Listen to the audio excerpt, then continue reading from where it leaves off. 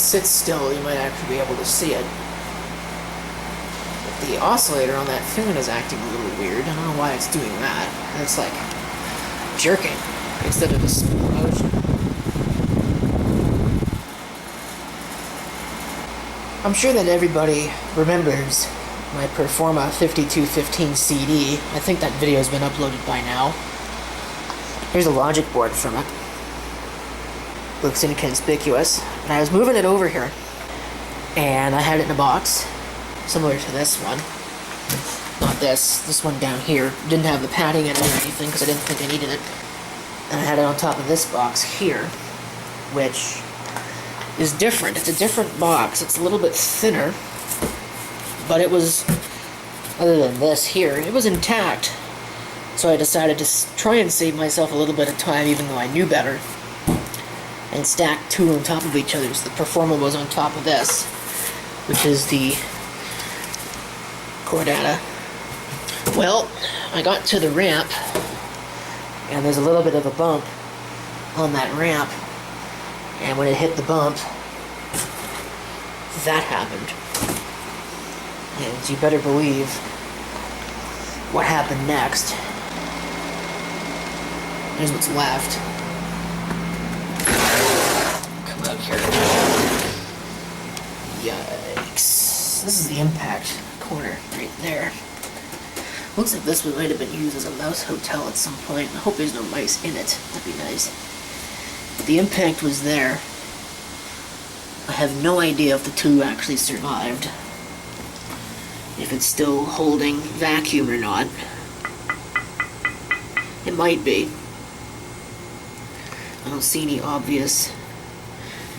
That's just water speck right there. I don't see any obvious. Usually you can tell when they lose vacuum, but this is toast. The base survived. The plastic base. I don't really know how, but it sounds great, but it's always sounded like that. There's what's left of the shell.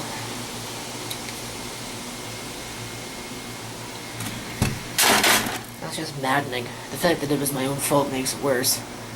I guess to correct this issue, I don't know if it's a Powermatic or a Performa. What I do know is that it's a 5400-200, so it's a little bit newer. But I made a different decision this time, and I asked to have it under local pickup, so that way there's no chance, unless I get hit by a bus or something, that it will get broken. And, I mean, we're talking Montreal, so it could get hit by a bus, you never know. Drivers in Montreal are a little ridiculous. Well, it's junk. I can't get away from a mess, can I? Gotta do something about this.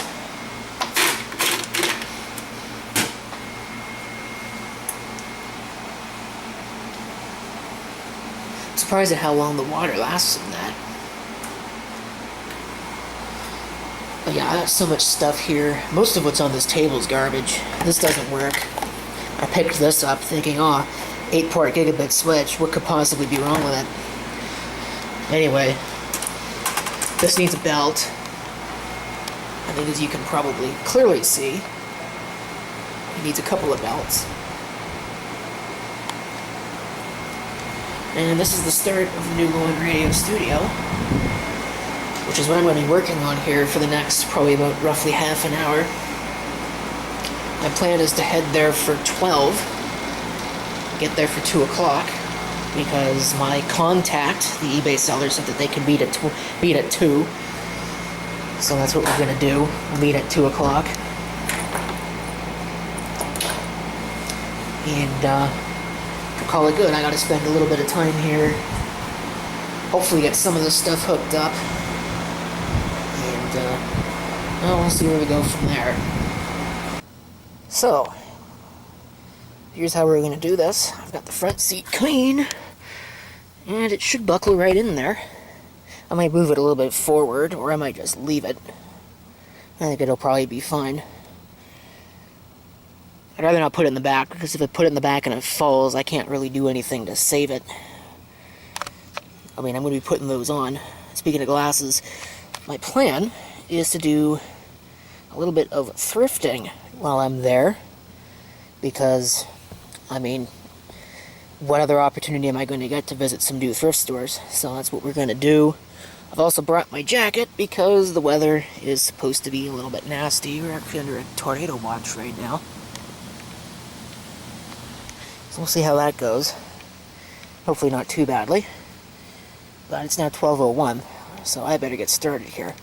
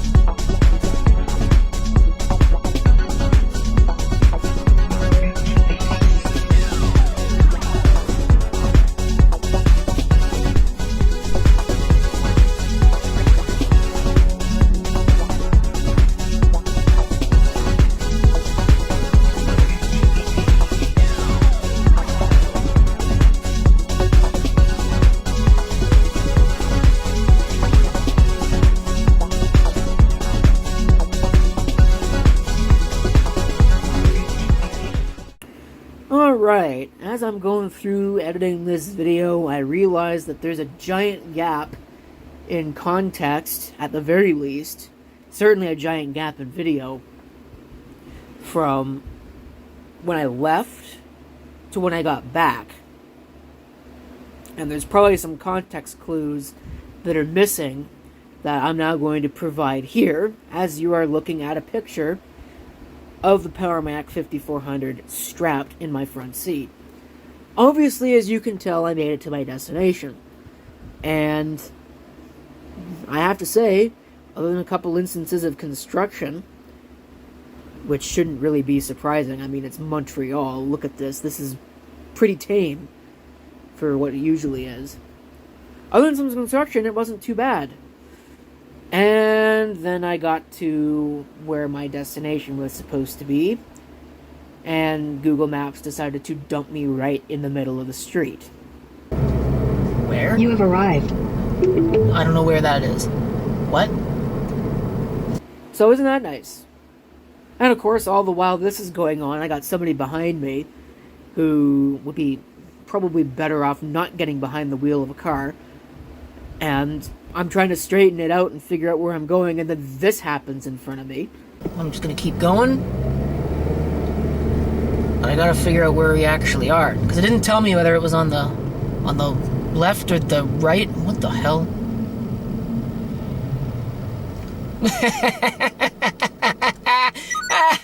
That's funny.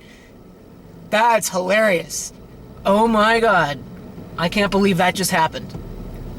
So yeah, that's pretty hilarious. So, drove around the block, stopped off at a row of commercial buildings because it was right beside where Google Maps dumped me. No, that wasn't where I was supposed to be.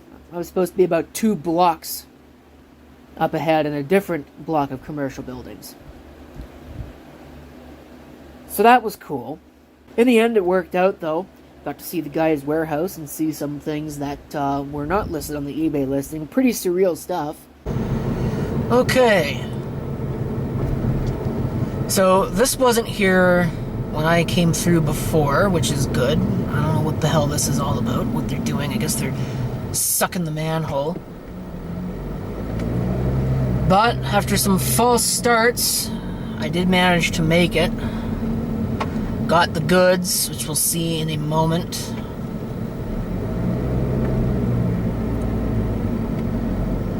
And now I'm heading to... In 200 meters, turn left onto Route Stillview, Avenue Stillview. Whatever that's supposed to be. The, first thrift. Not so fast. Remember how I said I got dumped in the middle of the street going to my first destination? Wouldn't you believe it did it again? In 400 meters, you will arrive at your destination. You will arrive on where? That's the middle of the fucking road, you... God damn it. So at this point, I'm pretty fed up with this crap. I'm not in any mood to try and do some kind of weird reconnaissance because my map that I'm supposed to be trusting can't be bothered to be even remotely close to accurate. So I decided, alright, forget it. I'm not even going to go any further with this ordeal. I'm just going to go home because otherwise I'm going to get myself hopelessly lost. So that was what I did.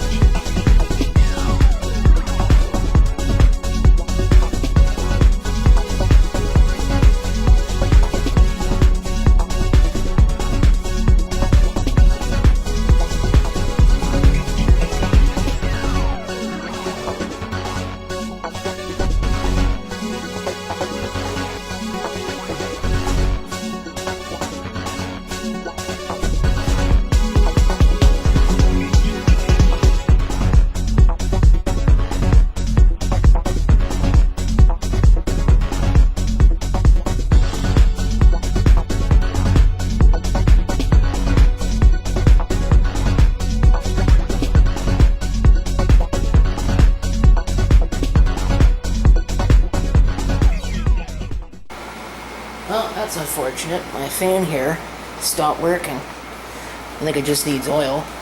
But the blades don't turn freely anymore and it doesn't actually turn on. So I had to replace it with that one. It's up there now. Which used to be in the bedroom. Over here. I'm sitting here in this corner.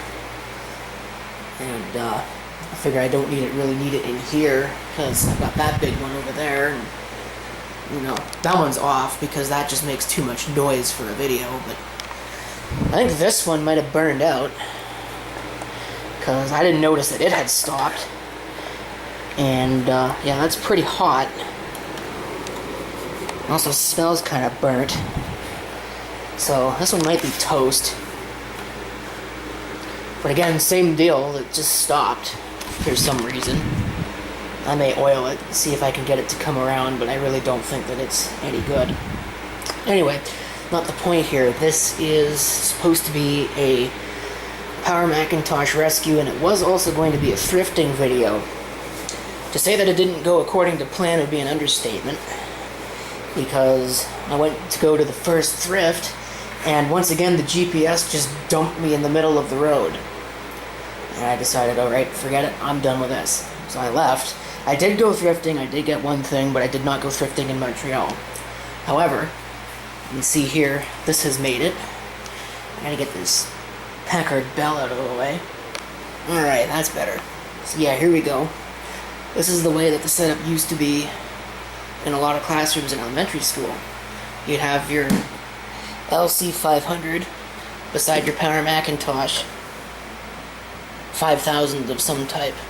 And it was always this one that was the one that was used. It was never these. But, anyway. Wow, that almost looks like that's getting worse just on its own. I'm amazed that it survived shipping.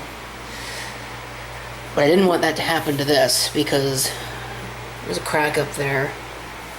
It's not in the best of shape, but this plastic, there's a crack back there too, it looks like. Unless that's just scuffing. That might just be scuffing, but yeah, this plastic is absolutely brittle. And it's yellowed. I don't know how well you can tell on the camera. Not quite as yellowed as the keyboard, but it's supposed to look like this. And it looks like that. You could probably kind of tell. If you want to look at the ports, you can probably just go ahead and look at the other video, because they're pretty much the same. In fact, actually, I could probably do you one better. You can come out here and look at the 5200 board right here. And you can see there, you get your 180B, you got your 2 serial ports for modem and printer. That's a SCSI port. It looks like parallel, but it's DP25 SCSI. Audio in and out. There's an expansion. I believe that would have been used for some of these processor direct cards. That's not new bus, that's processor direct, which is a carryover from the old Motorola's. And in fact, that actually is an emulation of a 68040 processor direct slot, from what I can tell. This, I believe, would have been used for a modem, which would have plugged in right here. I'm trying to see, is that actually labeled anywhere? No, video input, I'm sorry. So that would have been used for the capture card portion that this could have come with. Video out, I'm not really 100% sure what that is. But this is another expansion communication slot. So that would have probably been used for modem. This one's got Ethernet. I think the other one here has got Ethernet as well. The base is a little bit cracked on this one. You can see there, it's a little bit busted up. I believe this one's got Ethernet as well. Let me see if I can move it over just far enough to be able to see. Yeah, you can see there's your Ethernet, and again you can see that the port arrangement's pretty much identical. This one's actually got the cover over that slot, so it probably never had anything installed, whereas the 5400 did. I'm trying to get this back into place. This is better design, the 5000, because you can see on the LC, the speakers are kind of blocked by the keyboard. Kind of an interesting little design. But this does have a newer ROM. I believe that it is a better system in that the system bus is more optimized for the PowerPC as opposed to the 5200, where it was basically just a 68040 board with a PowerPC chip on it. But I've still heard some negative press about these. This one works. This is the keyboard that it came with. It's a French layout keyboard, but I mean, who cares? They're all basically the same anyway. And if I really care that much, it's not like I can't find... Oh, that's a French language keyboard too. I think the one below it... Yeah, that's... Is that one? No, that has to be an English keyboard. But it doesn't really matter. They're all basically the same anyway, and you can figure your way around the layout on this.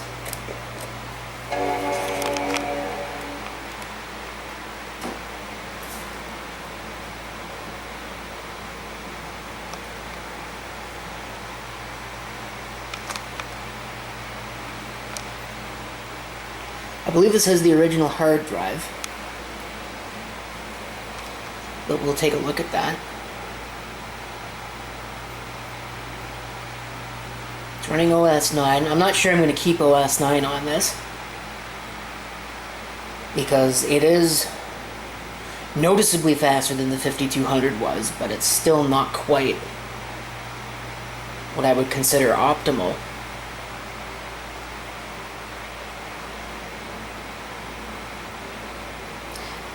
I might do a start to finish boot up time test. Never actually tested the optical drive, but that seems to work. Kind of amazed that Apple would actually bring out the eject button. Obviously, the floppy drive is a mechanical type, like it was on all of these. That should be a SCSI CD-ROM. Obviously the battery's dead, so that's what this message box is going to be.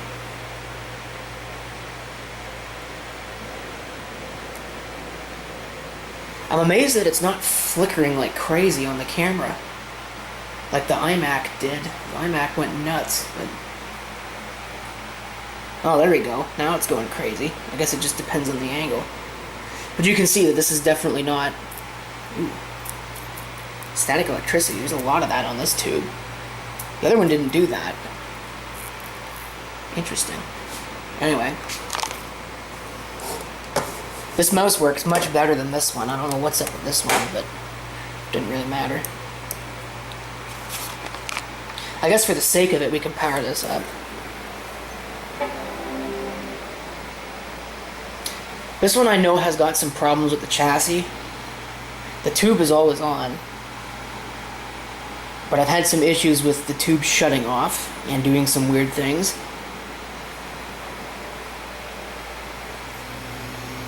Oh, that's a hard drive. I was wondering what was making that whistling noise. And you can see that one's flickering like mad. And again, quite a bit of static coming off of that. But yeah, here we go. We'll go into about this computer. macOS 9.0. For some reason it's got 104 megabytes. I don't know how that works. That's kind of weird. I'll have to look that up. Interesting. Bring up the system profiler here. Picture's kind of bright, gotta be honest with you. See if these actually work. Ooh. Yeah, they work. I don't have an on-screen thing, but they do work. Kind of.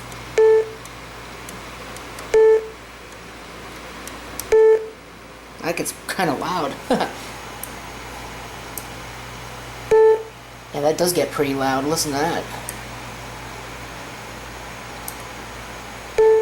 Probably don't want it too loud. This is booting up. And this is just how it would have looked. At least one set of them is how it would have looked. I don't know. So let's see. Can't determine which SCSI bus device it is. Well, that's because it's an IDE hard drive. Let's see. Network overview. Let's see if we can take a peek. It's got all that stuff. Doesn't really tell us much. Production information. Here's your ROM revision. Devices and volumes. There should be 5. Okay. I guess it's detecting more than just disks. So there's the IDE hard drive. Quantum Fireball. 2.5 gigabytes in size, roughly. 2.4. Let's see, this here is booted now. Yeah, you can see the picture doing some weird things on this one. Wow, yeah, it's really doing some weird stuff. So this is probably a candidate, and there you can see that mouse not really working. This is probably a candidate for a recap, but because I never have, even though every old Mac has got bad caps, you know. So yeah, SCSI ID3, there's the CD-ROM, Panasonic, nothing special. CDR 8008. Built-in Ethernet. No, that's not what it is, it's a card.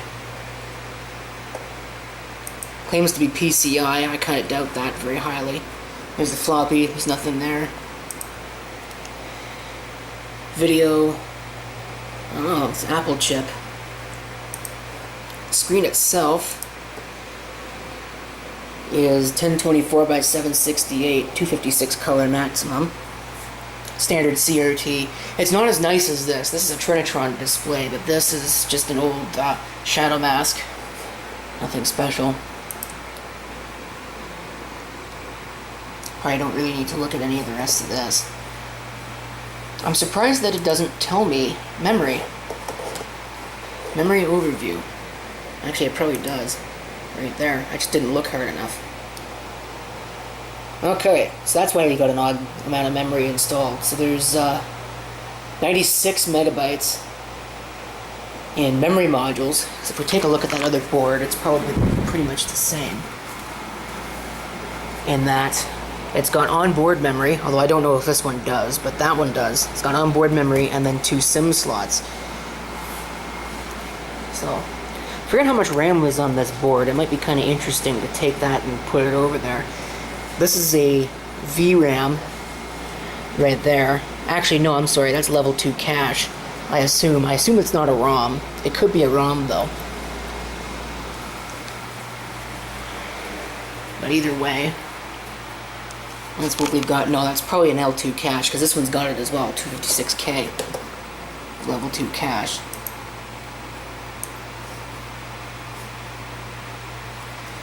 But, yeah, pretty basic stuff. Nothing too terrifically special. The battery's dead, I'll have to fix that. speakers set up.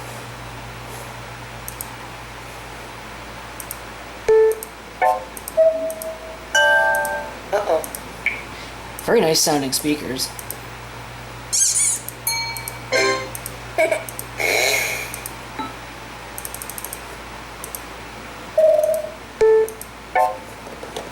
Yeah, they are very nice sounding speakers.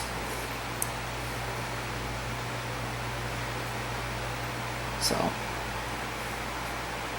either way, what I wanted was go to the date and time here. We'll actually set it. I wonder if this is Y2K or Y2023K compliant or whatever it is you want to call it.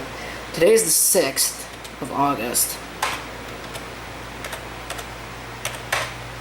It is. The older versions of the Mac OS couldn't go up that high. They stopped at 2022, which was kind of funny. It's not 1027 yet, it's only 850.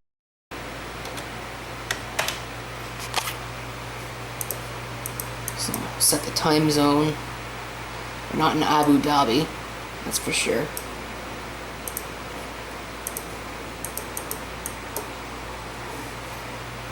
DST is in effect. So we'll do that. I don't need a network time server. I do plan on hooking this up to my network once I actually have networking beyond that little cluster there. But for right now, this is good enough.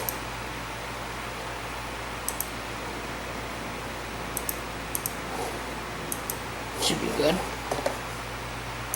Setting this up basically on video.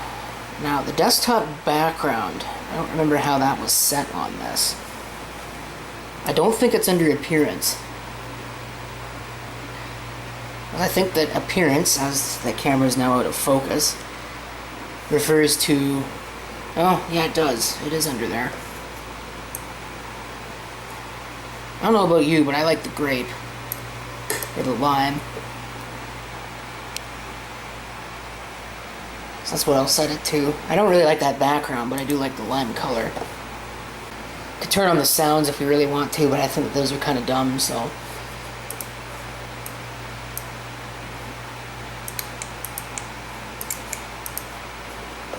I mean, you can see...